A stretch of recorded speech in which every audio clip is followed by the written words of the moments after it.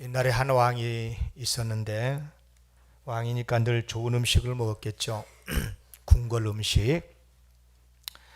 그런데 언젠가부터 음식 맛이 없어졌습니다. 그래서 더 맛있는 음식을 주문을 했어요. 왕이 주문하니까 신하들이 아무래도 더 신경을 쓰겠죠. 좋은 음식 재료들을 동원해 가지고 최선을 다해서 음식을 만들었습니다. 그런데도 왕은 여전히 맛이 없었습니다. 그래서 왕은 맛있는 음식을 만들어 오는 사람에게 큰 상을 내리겠다고 이제 공포를 했고, 이제 전국 각지에서 내놓으라는 명인들이 앞다투어 음식을 만들어 바쳤습니다. 그래도 왕은 맛이 없었어요. 왕은 몹시 실망을 했고 신하들은 전전긍긍을 했습니다. 이때 한 노인이 찾아왔습니다. 제가 천하의 진미를 만들어서 바쳐올리겠습니다. 자기가 만든 음식은 틀림없이 왕께서 맛있게 드실 것이라고 장담을 하면서, 근데 한 가지 조건을 걸었습니다. 자기가 만든 음식을 먹으려면 3일 동안 왕의 몸을 자기에게 맡겨야 한다 하는 조건이었어요. 왕은 좀 의아했지만 맛있는 음식을 먹고 싶은 욕심에 그렇게 하겠다고 약조를 하고, 이제 이 노인은요 정성을 다해서 3일 동안 왕의 시중을 들면서 음식을 준비를 하는데, 근데 이제 3일 동안 음식을 전혀 주지를 않는 거예요. 만들기만 해놓고 뭐 이미 약속을 한지라 왕이 꼼짝없이 3일간 굶게 됐습니다. 그 후에 노인은 그 정성스럽게 만든 음식이 서민이 먹는 평범한 음식이었어요. 그걸 만들어서 왕에게 바쳤어요. 왕이 어떻게 먹었을까요? 천하의 진미라고 하면서 어디서 이런 맛있는 음식을 만들어 왔냐고 맛있게 먹었대요.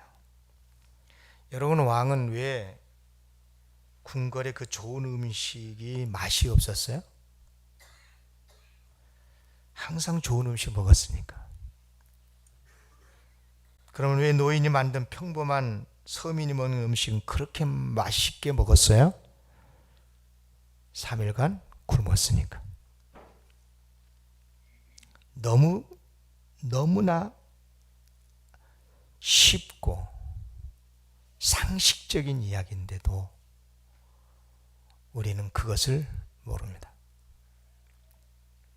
여기서 우리는 음식의 가치를 배우게 됩니다. 음식의 가치. 조금 고상하게 표현할게요. 왕이 늘 먹던 왕궁의 음식과 노인이 만들어진 그 서민의 음식 중에 가치로 따지면 어느 것이 더 가치가 있어요? 뭐 음식 자료나 뭐 돈으로나 계산해 봐도 객관적으로 보면 당연히 왕궁의 음식이죠. 이런 가치를 조금 전문 용어로 사실 가치라 그래요. 이른바 사실 가치는 왕궁의 음식이 월등히 높죠. 그러나 왕이 주관적으로 더 맛있다라고 느끼는 가치. 어떤 음식이죠? 서민 음식이었습니다. 이유는 배고플 때 먹었으니까 그런 거죠. 당연한 거죠. 이렇게 형편에 따라서 주관적으로 느끼는 가치를 소위 호효용 가치라고 합니다. 사람은 누구나 배가 부르잖아요. 그러면 아무리 맛있는 음식, 좋은 음식을 갖다 줘도요 맛없어요. 더 정확하게 말하면 가치 없어요. 배부른 사람에게 좋은 음식은 맛도 없고 가치도 없어요. 먹으면 배탈 나요. 더 몸만 안 좋아져요. 그러나 누구라도 배가 고프면 평범한 음식이라도 맛이 있고 그 음식은 배고픈 자의 생명을 살리는 소중한 양식인 거예요. 음식만 그러겠어요? 다 그래요. 알고 보면 다 그래요. 영하 10도 추위에 겨우 아이셔츠만 입고 있으면 싸구려 파카라도 얼마나 가치가 있는지 몰라요. 그렇죠? 그러나 이미 두꺼운 좋은 옷들을 잔뜩 입고 있으면 아무리 비싼 카파라도 아무 의미가 없는 거예요. 그렇다면 여러분, 이제 우리가 감사와 관련해서 주제를 설교하고 있는데 언제 더 감사하겠습니까? 배가 불러서 더 이상 먹을 수 없을 때 비싼 음식을 사주는 게 감사하겠습니까? 아니면 심히 배가 고플 때 싼 음식이라도 사주는 것이 더 감사하겠습니까? 옷을 많이 입어서 춥지도 않는데 비싼 파카를 주는 것이 더 고맙겠습니까? 아니면 옷이 없어서 떨고 있을 때 싼 파카라도 주는 것이 더 고맙겠습니까? 물어볼 필요도 없죠. 무슨 말이냐면 우리는 언제 감사하냐면 비싼 것을 받을 때가 아니라 꼭 필요한 것을 받을 때 감사하게 되어 있는 것입니다. 이른바 전문용어로 말해서 사실 가치가 높은 것을 받을 때보다 효용 가치가 높은 것을 받을 때 더 감사하다. 그러면 이제 더 중요한 질문을 할게요. 하나님은 우리에게 주실 때 무엇을 주시겠습니까? 비싼 것을 주시겠습니까? 아니면 우리에게 꼭 필요한 것을 주시겠습니까? 여러분 무엇을 원하십니까? 비싼 것을 하나님께 원하십니까? 내 삶에 꼭 필요한 그때 필요한 것을 하나님이 주시는 것을 원하십니까? 예수님께서 가르쳐 주셔서 이미요. 너희는 이렇게 기도하라 하면서 우리에게 가르쳐 주신 주기도문이 있잖아요. 뭐라고 구하라고 그랬어요? 일용할 양식을 주옵소서. 일용할 양식이란 말이 뭐예요? 삶에 매일매일 필요한 양식을 하나님이 주고 싶어 하시니까 그것을 구하라는 거예요. 그래서 실제로요, 믿음 있는 성도들은요, 많은 그리스도인들은 뭐라고 고백하냐? 지나놓고 보니까 확실히 하나님은 틀림이 없으시더라. 꼭 필요한 것만큼 주시더라. 아멘. 목사들도 다 그런 말을 해요. 예. 지나놓고 보니까 다 그때 필요한 것은 주시더라. 아멘. 예. 이른바 우리 하나님은 우리에게 주실 때 효용 가치가 높은 것을 주시더라 그 말이에요. 그렇다면 우리가 신앙생활을 어떻게 해야 되겠어요? 하나님을 어떤 식으로 믿고 살아야 되겠습니까? 두 가지예요. 하나는 뭐냐? 나에게 필요한 것 이상의 복이 있으면 그것을 반드시 다른 사람에게 나눠야 되는 거예요.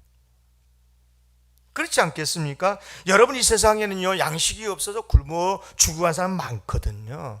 그러므로 내게 필요한 것 이상의 양식이 내게 있잖아요. 그러면 나누어야 되는 거예요. 최소한 우리가 하나님을 믿을 때 하나님은 꼭 필요한 것을 주시는 분이시더라. 이것을 믿고 안다면 내 삶에 남은 양식이 있다면 필요한 사람에게 나누어야 그것이 진정 하나님을 바르게 믿는 사람인 줄로 믿습니다. 다른 것도 다 마찬가지입니다. 양식만 그런 게 아니고 나는 풍성한데 남들이 부족하는 걸 알았다면 남은 것 부족한 사람에게 나누는 것입니다. 사랑의 정의가 그런 겁니다. 또 하나는 뭐냐? 항상 하나님께 감사할 수 있습니다. 잘 보세요. 10,000원짜리 선물이 있고 100만원짜리 선물이 있어요. 그걸 받았네요. 자, 객관적으로 보면 어느 것이 더 고맙겠어요? 당연히 100만원짜리 선물이 더 고맙죠. 당연히 그런 거 아니겠어요? 그런데 우리가 사막에서 지금 목말라 죽어가고 있어요. 여행 중에 어쩌다가 길을 잃고 사막에서 지금 목말라 죽어가요. 그럴 때 1만원짜리 생수하고 100만원짜리 코트, 따뜻한 코트 중에 어느 것을 더 감사하겠어요? 유치원생도 대답할 수 있어요. 사람은 누구나요, 언제 감사하냐? 언제 감사하냐면 지금 나에게 꼭 필요한 거, 내 삶에 꼭 필요한 것을 받을 때 감사하게 돼 있습니다. 그래서 하나님께서는 우리에게 주실 때 우리는 뭣도 모르고 좋은 것, 비싼 것, 뭐 이런 것을 원하고 있지만 하나님은 그렇게 하지 않으십니다. 우리에게 주실 때 어떻게 뭘 주시냐면 꼭 필요한 것을 주십니다. 아멘. 그래서 하나님은 좋으신 분인 거예요. 부모님들은 다 알잖아요. 자녀들 키울 때 무조건 비싼 것, 좋은 것 자식들에게 주려고 그럽니까? 어리석은 부모죠. 그 나이에 맞게, 아이의 수준에 맞게 그때 그 아이에게 꼭 필요한 것을 주는 그 부모가 진짜 지혜 있는 부모 아니겠어요? 우리 하나님도 그러신 분인 거예요.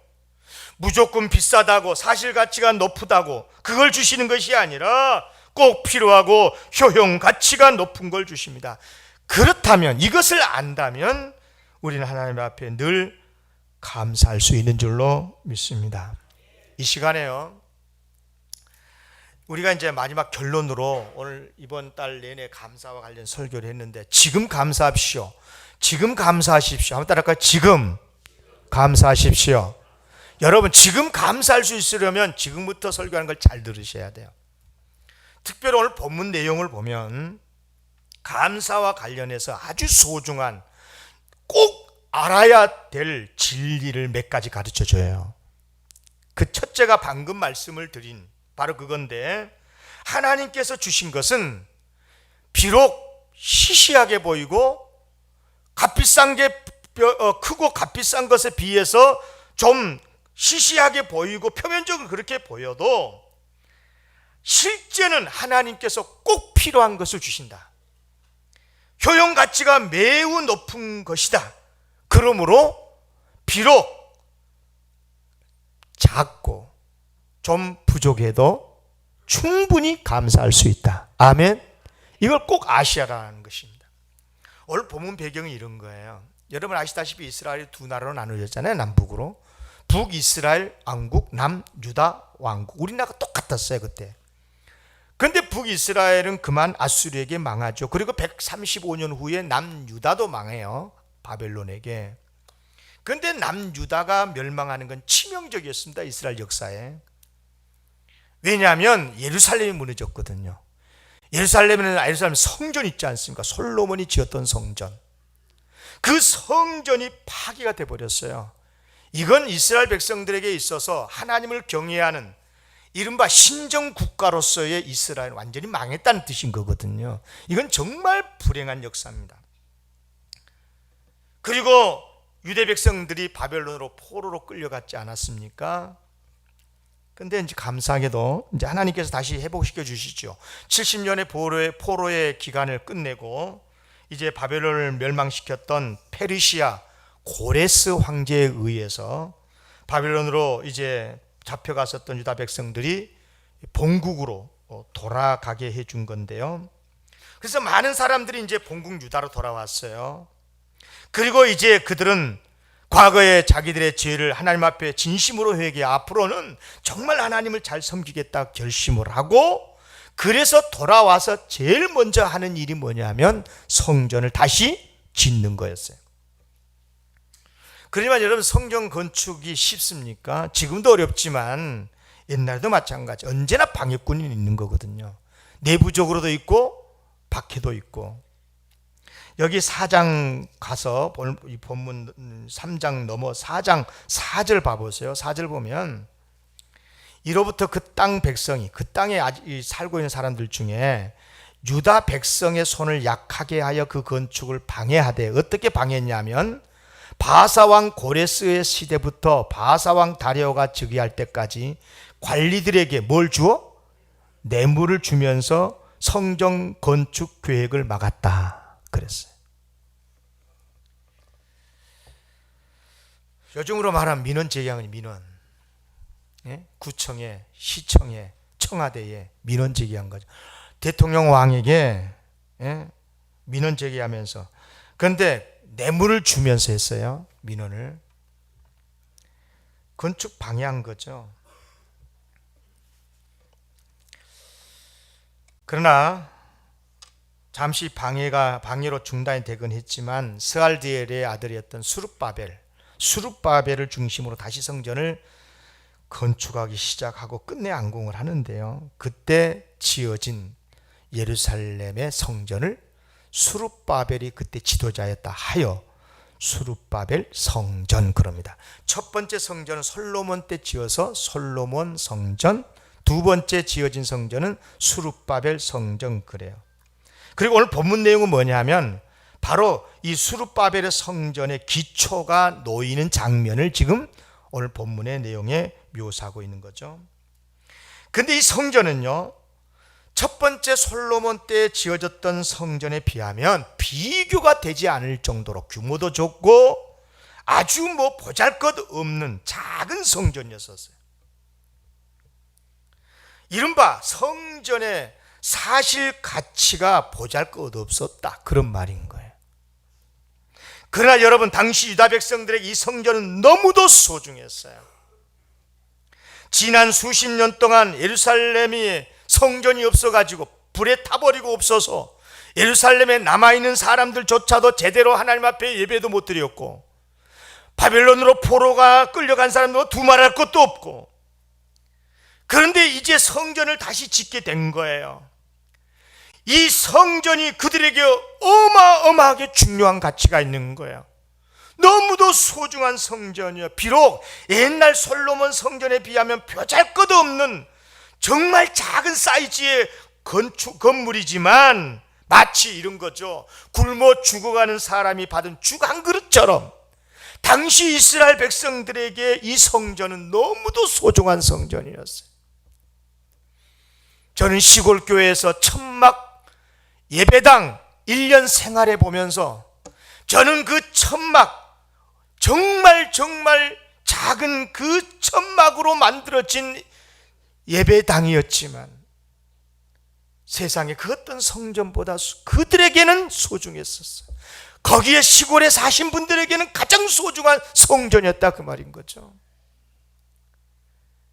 여러분, 그래요, 하나님께서는 포로로 돌아온 유다 백성들에게 성전을 주시되 사실 가치로 평가해서 주신 것이 아니고 지금 그들에게 꼭 필요한 성전을 짓게 해 주신 거죠. 그래서 그들은 이 작은 성전의 기초만 지금 놓고 있는데도 하나님 앞에 너무너무 감사해서 찬양을 올리고 있는 거죠. 오늘 우리에게도 마찬가지입니다. 여러분, 남들의 재산에 비하면 내가 가지고 있는 재물이 적을 수 있고, 남의 이 직업에 비하면, 사업에 비하면 내가 하고 있는 이 가게가 적은 골목 가게일 수도 있고, 직분도 마찬가지, 건강도 마찬가지. 그렇지만 여러분, 하나님은 지금 우리에게, 나에게 꼭 필요한 것을 주신다는 것을 믿습니까? 여러분 60의 나이에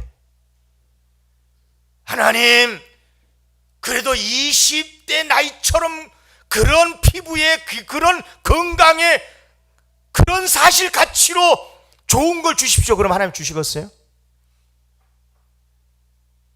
이 나이에 이만큼의 건강도 감사하고, 할렐루야.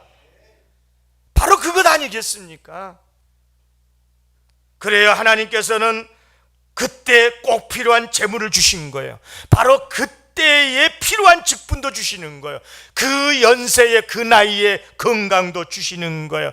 그것 다른 그 사람에 비해서, 젊은 사람에 비해서 대단하지도 않고, 부자에 비하면 아무것도 비할 수 없는 정말 작은 것지만, 그러나 지금 내겐 꼭 필요한 그것 하나님이 주신 줄로 믿습니다.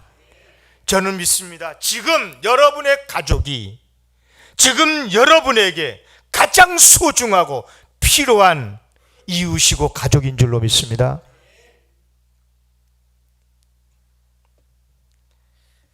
그런 의미에서 하나님은 언제나 가장 좋은 것을 주세요. 그렇다면 우리가 어떻게 해야 되겠습니까? 당연히 감사해야죠.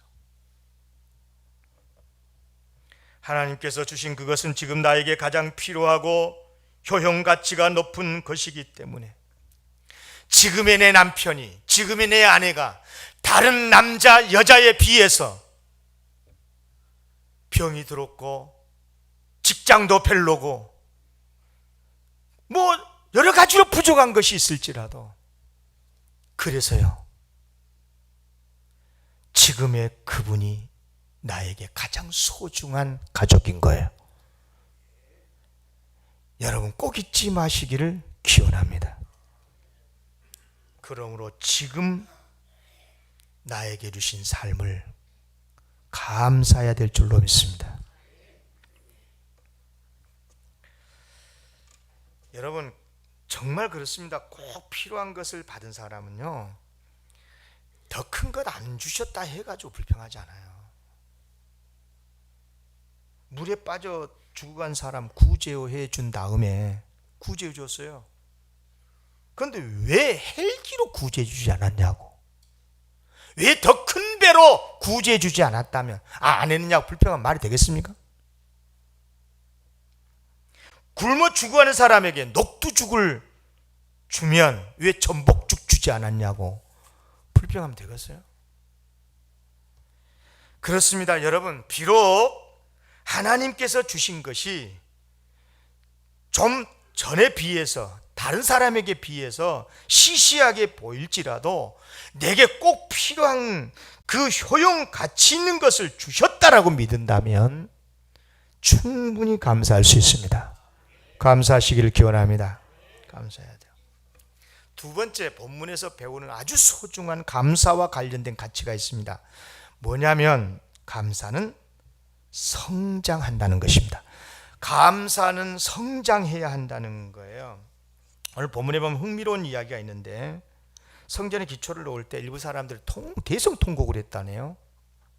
12절에 그렇게 했잖아요. 첫 성전을 보았으므로 이제 이 성전의 기초가 놓임을 보고 대성통곡을 했다. 예, 그랬겠어요. 두 가지 이유 때문이었을 거예요. 하나는 뭐냐면, 지금의 성전이, 옛날 솔로몬 성전을 보고 아는 사람들은 지금의 이 성전을 보니까 너무 초라하단 말이죠. 그래서 안타까워서 속상해서 울었을 것 같고요. 또 하나는 뭐냐면 자기들의 죄가 생각났을 거예요. 그렇지 않았겠어요? 그 크고 아름다운, 정말 사실 가치도 높은 그 좋은 성전, 그거 왜 무너졌었어요? 자기들의 죄 때문이었잖아요. 그리고 나서 이런 초라한 성전을 짓고 있으니, 참 물론 고맙기도 하고 감사하기도 하면서도 한편은 슬프고 속도 상하고 그렇지 않았겠어요? 이것은 어떤 원망의 눈물이 아니라 이런 거죠. 안타까움. 그러면서 틀림없이 이런 의미도 각오도 했을 거예요. 이제는 앞으로는 정말 바른 신앙생활에서 비록 이 작은 성전일지라도 잘 지키고 이 성전을 중심으로 해서 신앙생활 잘 해야 하겠다 결단했을까 안 했을까요? 틀림없이 했을 거란 말이에요. 여기서 우리는 감사할 때 매우 중요한 가치를 하나 배웁니다. 여러분 진짜 감사한다고 그럴 때 조심해야 되는 게 뭐냐면, 감사한다는 말은 만족한다는 말이잖아요. 그렇죠? 지금 이것을, 지금 이 형편을, 지금 그것을 그 사람을 감사한다는 것 아니겠어요? 만족한다는 거거든요. 그러면 만족하면 그것으로 끝입니까? 그냥 뭐 배고팠는데 누군가가 밥 한 그릇 사줬어요. 고맙다. 배가 부르니까 만족이 되니까 감사하죠. 그러면 가만히 있어야 되는 겁니까? 그러면 금방 또 몇 시간 지나면 배 또 고프잖아요. 그러면 또 뭐예요? 구걸하겠습니까? 그게 아니라 그 말이죠. 진짜 감사한 사람은요, 그것으로 만족하고 주저앉지 않습니다. 무슨 말이냐? 유다 백성은 지금 비록 작은 성전이라도 짓게 해주신 하나님께 감사하고 있어요. 물론 감사하고 있어요. 잘한 거예요. 그러나 그것으로 만족하지 않았어요. 그들은 마음에 다짐을 했어요. 울면서 하나님 앞에 약속을 하는 거예요. 만약 위대하신 하나님을 섬기기에 이 성전이 비록 지금은 적지만 나중에 하나님이 은혜 주시면 더 큰 성전도 준비하겠습니다라고 하는 마음의 다짐을 하는 거예요. 여러분, 내가 굶주릴 때 밥 한 그릇을 얻으면 감사해야 됩니다. 그러나 그것으로 만족하면 안 됩니다. 앞으로는 내가 이제 밥을 먹고 배가 부를 때 일어나서 열심히 일해서 나는 더 이상 굶주리지 않으리라 하고 일을 해야 될 줄로 믿습니다. 이것이 감사가 성장하는 것입니다. 더 나아가서 더 많은 양식을 생산해 가지고 내가 전에 배고파서 굶주렸을 때 도와줬던 그 사람들의 그 생각을 하면서 더 어려운 사람을 도와야 되겠다는 마음으로 더 열심히 일하고 더 열심히 충성하는 것이 감사의 성장인 줄로 믿습니다. 이렇게 예수를 믿어야, 이렇게 하나님을 믿어야 바르게 믿는 거예요. 북방에 사는 어부가, 북방도 춥고 남방도 춥죠. 남방 여행을 했대요. 한 어부를 만났어요. 근데 남방의 어부가 갯바위에 누워서 놀고 있더래요. 북방의 어부가 말합니다. 아니, 아직도 해가 중천인데 고기를 더 잡지 않고 왜 놀고 있냐고. 남방의 어부가 말합니다. 오늘 잡을 건 다 잡았거든요. 그래도 더 잡을 수 있으면 더 잡아야지요. 더 잡아서 뭐 하게요? 뭐 하기는요, 돈 많이 벌어가지고 나중에 편히 놀고 지내야죠. 그러자 남방의 어부가 뭐라고 말해요? 유명한 말입니다. 지금 내가 뭐 하고 있는 것 같습니까? 뭐 하고 있는 거예요? 넉넉히 잡아서 풍성하니까 나는 지금 이미 놀고 있다는 거예요. 이 이야기는 아마 많이 들어보셨을 거예요. 다 아는 이야기일 수 있어요. 이 이야기는 지혜로운 삶이 어떤 삶인가를 가르쳐주는 유명한 이야기니까요. 그런데 이 이야기에서 반드시 함정을 볼 수 있어야 돼요. 이 이야기는 타락한 지혜, 세속의 지혜가 뭔가를 보여주고 있는 이야기예요. 자, 보세요. 이른바 잘못된 타락한 전제가 있어요. 그게 뭐냐? 사람이 자기만 배부르고 따뜻하게 편하게 살려고 고기를 잡는다는 것이 전제되어 있는 거예요. 정말 자기만을 위해서, 자기 배부름만을 위해서 고기를 잡는다면 남방의 어부가 훨씬 지혜로운 사람 맞습니다. 그러나 이웃을 위해서 고기를 잡는다면, 나만을 위해서가 아니라 더 불쌍한 사람을 위해서, 이웃을 위해서, 하나님의 사랑을 이루기 위해서, 나라의 경제적인 부를 위해서, 모두가 잘 사는 나라를 만들기 위해서 고기를 잡아야 한다면 어떻게 해야 됩니까? 비록 내 통장에 돈이 많이 있고 충분히 내가 많은 돈을 벌었을지라도 오늘 다시 일어나서 일을 해야 되는 것입니다. 매우 중요한 이야기입니다. 여러분, 세상에 아직도 굶주리는 사람이 많은데 내가 필요한 만큼만 잡고 그만두면 되겠습니까? 고기를 남획하자는 그런 이야기가 아니지요. 이웃을 위해서, 하나님의 사랑을 이루기 위해서, 함께 잘 살기 위해서 우리는 오늘 또 일을 해야 되는 줄로 믿습니다. 그래서 우리는 할 수 있는 대로 큰 비전을 품어야 하고 최선을 다해서 일해야 하고, 그래서 이겁니다. 지금의 내 형편을 감사하되 거기에 만족하지 말고 하나님과 이웃을 섬기려는 더 큰 비전을 가지고 더 힘써서 일을 해야 되는 줄로 믿습니다. 이게 바로 감사의 성장입니다. 성장하는 감사. 할렐루야. 꼭 그런 분 되시기를 기원합니다. 한 가지 더, 오늘 본문에서 알게 되는 게 또 한 가지가 있는데요. 감사의 가장 무서운 적, 우리로 하여금 감사하지 못하게 하는 무서운 덫이 있어요.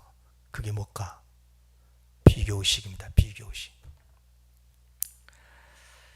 그들이 통곡했어요. 지금의 성전을 기초 놓으면서. 왜냐? 과거의 성전을 보고 이미 아는 사람들이니까. 이 사람들은 지금의 성전이 너무 작다는 거예요. 초라하다는 거죠. 여러분, 분명 지금 꼭 필요한 성전을 건축을 시작했는데 왜 통곡을 해요? 과거에 크게 화려한 성전과 비교를 하고 있기 때문에 그런 건 아니겠어요? 여러분, 비교의식이 얼마나 무서운지 모릅니다. 이게 감사해야 할 때 감사하지 못하게 하는 가로막는 덫이 뭐냐? 방해꾼이 바로 비교의식인 거예요. 여러분 기억하십시오. 아무리 좋은 거 받았어도요, 더 좋은 것을 받은 사람과 딱 비교하잖아요. 그러면 감사가 순간적으로 없어져 버려요. 남이 먹는 떡이 더 크다며요. 여러분 한 가지 물어볼게요. 이건 진짜 그 미국에서 통계를 내봤던 거래요. 어느 대학교에서. 다음 두 가지 중에 어떤 세상에서 살고 싶으십니까? 하는 제목이에요. 물음이 두 가지 세상 중에 어떤 세상에서 살고 싶습니까? 첫째, 한번 대답해 보세요. 내 연봉이 5천입니다. 그런데 다른 사람들의 연봉은 3천만 원입니다. 이런 세상에 살고 싶습니까? 두 번째, 내 연봉이 1억입니다. 1억. 오, 1억이죠. 그런데 다른 사람의 연봉은 2억입니다. 어느 세상에서 살고 싶는가? 실제로 미국 명문대학교에 설문조사를 했더니 1번이 훨씬 더 많았다는 거예요. 무슨 말입니까? 아무리 많은 복을 받아도 남들보다 못하면 싫은 거예요. 에? 조금 내가 부족하게 먹더라도 남보다는 잘 살아야 돼. 내가 넉넉할지라도 남이 더 넉넉하면 안 되는 거야. 이것이 왜 이런 못된 심포가 생긴 겁니까? 비교심리인 거예요. 비교심리. 사랑하는 성도 여러분, 이거 극복해야 됩니다. 그럼 어떻게 극복할 수 있느냐? 하나님께서 주신 것이 어떤 것임을 알면 되는 거예요. 아까도 말씀을 드렸듯이요, 객관적 가치라고 하는 것은 비교 가능합니다. 객관적으로 50보다 51이 더 크고 그런 거 있잖아요. 사실 가치, 이게 객관적 가치거든요. 이건 비교가 되는 거예요.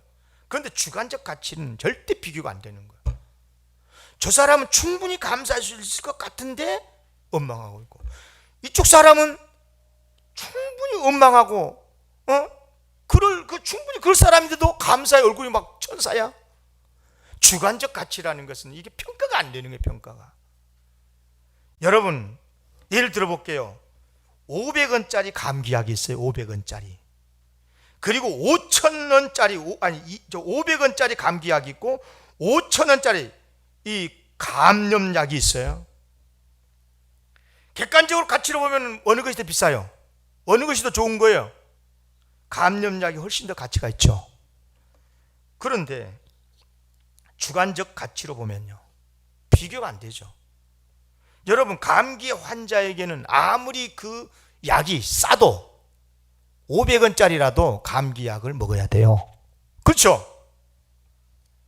간염 환자에게는 값과 상관이 없이 간염약을 먹어야 되는 거죠. 그게 더 가치가 있는 거고요. 무슨 말씀이냐? 하나님께서 우리에게 주실 때 무조건 비싸다고 가치 있다고 주는 게 아니고 우리에게 당장 필요한 것을 주신다 그 말인 거죠. 비싼 것을 주신 게 아니라 지금 나에게 필요한 것을 주신 거예요. 내가 감기에 걸렸으면 감기약을 주시는 거예요. 싼 거라도. 감염이 걸렸으면 감염약을 주시는 거예요. 아멘. 그런데 감기에 걸려갖고 하나님이 감기약 주셨더니 왜 500원짜리 줬냐고. 어리석은 사람 아닙니까? 여러분, 하나님은 우리에게 주실 때 이른바 객관적 가치에 따라 주는 게 아니라 주관적 가치가 높은 것을 주신다는 것을 꼭 기억하시기를 기원합니다. 그래서 우리는 내가 받은 것을 남과 비교하면 안 되는 거예요. 내게 주신 것은 가장 소중한 하나님이 나를 사랑하셔서 주신 거라고 믿어야, 그래야 진짜 감사가 될 수가 있습니다. 꼭 그런 거 있죠. 형제를, 제가 애들 키워보니까요, 뭘 주잖아요. 그냥 딱 받아놓고 그걸 보고 있어야 될 거 아니에요. 감사합니다 하고 행복해야 될 거 아니에요. 그런데 동생이나 형한테 딱 주면 그거 쳐다봐 이렇게. 그래가지고 조금 자기가 많다 싶으면 싹 돌리고, 적다 싶으면 그러고. 이게 뭡니까? 그래서 우리가 감사하지를 못하는 거죠. 사랑하는 성도 여러분, 다시 말씀을 드립니다. 내가 지금 받은 이것 가장 좋은 것인 줄 알고 감사하시기를 기원합니다. 그러면 나에게 가장 좋은 것인지 안 것인지 어떻게 알 수 있을까? 아는 방법이 있습니다. 지금 하나님께서 주신 이것이 나에게 가장 좋은 거냐 안 좋은 거냐 어떻게 알 수 있느냐? 가장 좋은 것인지 알 수 있는 첫째 비결, 그렇게 느끼면 가장 좋아. 그렇게 느껴지시기를 기원합니다. 그러니까 성령의 역사가 있어야 돼. 훈련이 돼야 돼. 그런데 그렇게 느껴지지 않더라도 그렇게 믿으십시오. 무슨 말이냐? 하나님은 선하신 분이신 믿습니까? 나를 향하신 하나님의 사랑 권능을 믿는다면 하나님께서는 언제나 나에게 가장 좋은 것을 주셨으리라고 믿으십시오. 믿음이 뭐예요? 믿음이 성경에서 정확하게 설명했어요. 믿음이란 바라는 것들의 실상이라고요. 하나님께서 나에게 가장 좋은 것을 주셨다고 믿으면 가장 좋은 실상으로 나에게 다가올 줄로 믿습니다. 아무리 좋은 걸 주셨는데도요, 에이 뭐야 하나님 하면 실제로 가장 좋은 걸 주셨는데 그것이 독이야. 자기를 죽이는 거라 그 말이에요. 하나님께서 그토록 귀한 가나안 땅을 예비해 주셨건만 탐사하고 와가지고 정탐하고 돌아와가지고는 왜 그거 주셨냐고. 그래서 결국은 그들이 무덤이 되지 않았습니까? 꼭 기억하십시오. 느껴지면 감사하고, 물론 당연히 그거 가장 좋고, 그렇게 생각이 안 들더라도 가장 좋은 것을 주셨다고 믿으십시오. 반드시 하나님께서 복되게 하실 줄로 믿습니다. 결론 삼아서 한 가지 더 언급하고 마치겠습니다. 아직 다 이루어지지 않았을지라도 하나님께서 반드시 이루어질 것을 믿고 감사하십시오. 이건 무슨 말씀이냐면, 유다 백성은 지금 기초만 놓고 있거든요. 기초만 놓은 상태잖아요. 그런데도 감사하며 찬양을 하고 있는데 앞으로 어떤 어려움이 있을지도 몰라요. 실제로 어려움이 있었거든요. 방해가 많았고요. 중단도 되고요. 다리오 왕 때는 왕 2년 때까지 중단돼요. 수십 년 동안. 여러분 굉장히 어려운 이야기거든요. 그런데 나중에 바사 왕이 옛날 고레스 황제 때의 조서를 발견합니다. 성전 건축을 허락할 뿐만 아니라 성전 건축을 도와주라고, 다 건축 끝날 때까지 모든 경비를 다 끊임없이 멈추지 말고 주라고. 에스라 6장 8절 11절 쭉 보면 나와요. 6장 11절에서는 뭐라고 그랬냐면, 만약에 이 명령을 변개하면 그 가문은 엄벌하라고, 아니 쓰레기 취급하라고, 그렇게까지 명령을 했어요. 그리고 결국 다리오는 그 조서를 발견한 다음에 성전 건축을 완공을 합니다. 중요한 건 이겁니다. 유다 백성들이 그 어려움 속에서도 하나님이 좋은 것을 주셨다고 믿고 감사해.